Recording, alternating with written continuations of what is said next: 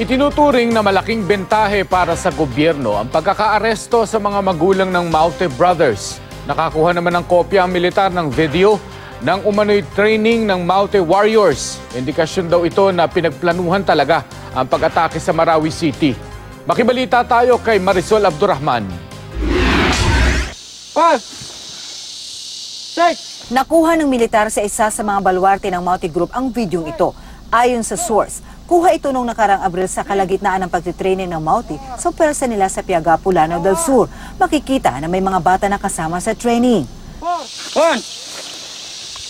2. Training daw ito ng mga tinatawag na warriors ng Maute Group.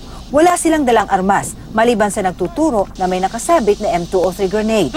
Ayon sa AFP, patunay ito na pinagplanuhan at pinaghandaan ang ginawang pag-atake sa Marawi City noong May 23. Mismong Pangulo na ang nagsabi at matataas na opisyal ng AFP na hindi basta-basta ang laban nilang ito kontra Maute Group. Bukod sa pinaghandaan, nasa vantage point ang grupo na kinakasagupa ngayon ng mga sundalo. Nakapwesto na silang lahat. They were already deployed on vantage position. Kumbaga sa away ito, umaakyat ang mga sundalo ko na sila nasa on top of the mountain. So ang target nila nasa baba, yun ang armed forces.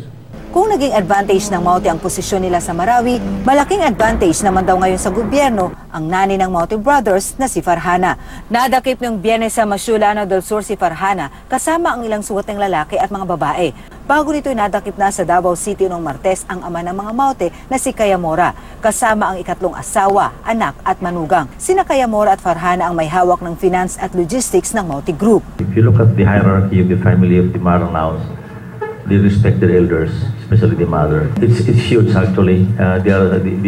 This couple are actually the head and the financier and the advisor of this Maute Group.